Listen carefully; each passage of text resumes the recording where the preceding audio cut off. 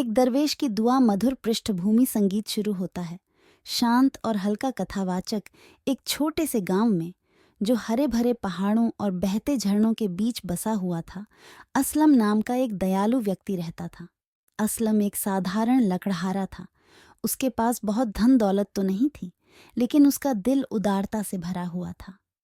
पूरे गांव में उसकी पहचान एक मददगार इंसान के रूप में थी। थोड़ा विराम एक सर्द सवेरे, जब असलम जंगल में लकड़ियां काटने जा रहा था,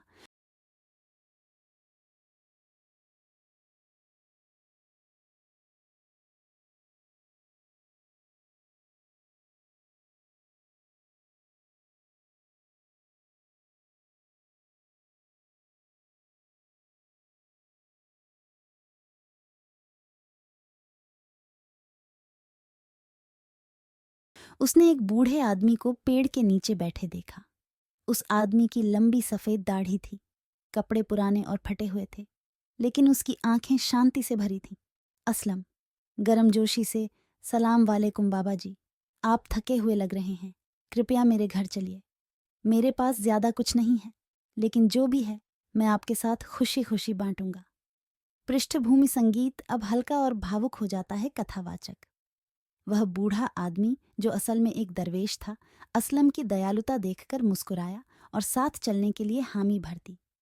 असलम के छोटे से घर में उसकी पत्नी जैनब ने दाल और रोटी का साधारण सा खाना तैयार किया। उनके पास ज्यादा संसाधन नहीं थे, लेकिन उन्होंने अपने मेहमान का प्यार और सम्मान से स्वागत किया। दरवेश कृतज्ञता से, शुक्रिया मेरे बच्चे, तुम्हारी दयालुता इस दुनिया में दुर्लभ है। बताओ, तुम्हारे पास इतना कम होते हुए भी तुम इतने संतुष्ट कैसे हो? असलम विनम्रता से, बाबा जी, अल्लाह ने मुझे सेहत, एक प्यारा परिवार और मेहनत करने की ताकत दी है। मेरे लिए इतना काफी है। दूसरों की मदद करना मेरे लिए सच्ची खुशी है। विराम। पृष्ठभूमि संगीत थोड़ा मंद हो जाता है। दरवेश मुस्कुराते हुए, तुम्हारा दिल बहुत पाक है मेरे बेटे। ऐसी दयालुता का फल जरूर मिलना चाहिए। कथावाचक दरवेश ने असलम के सिर पर हाथ रखा और गहरी प्रार्थना की। दरवेश, अल्लाह तुम्हारे हाथों में बरकत दे और तुम्हारे घर में कभी कमी न हो।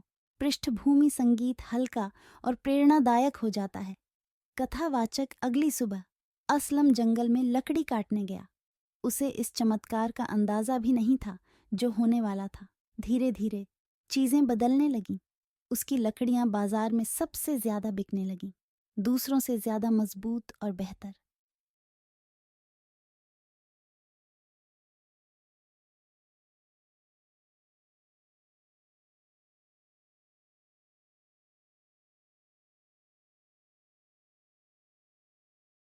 लोग उसकी लकड़ियों के लिए ज्यादा पैसे देने लगे।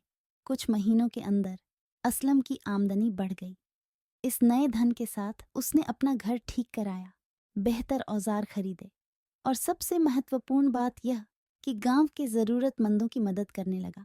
पृष्ठभूमि संगीत उत्साहजनक हो जाता है। कथावाचक कुछ साल बीत गए और असलम की जिंदगी एक मिसाल बन गई। एक दिन दरवेश दोबारा गांव में आए।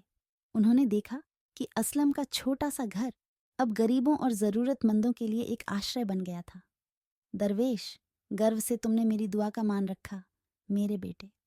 असली दौलत सोने या चांदी में नहीं है, बल्कि दूसरों की सेवा में है। असलम, आभार से बाबा जी, ये आपकी दुआ थी जिसने मुझे रास्ता दिखाया। मैं हमेशा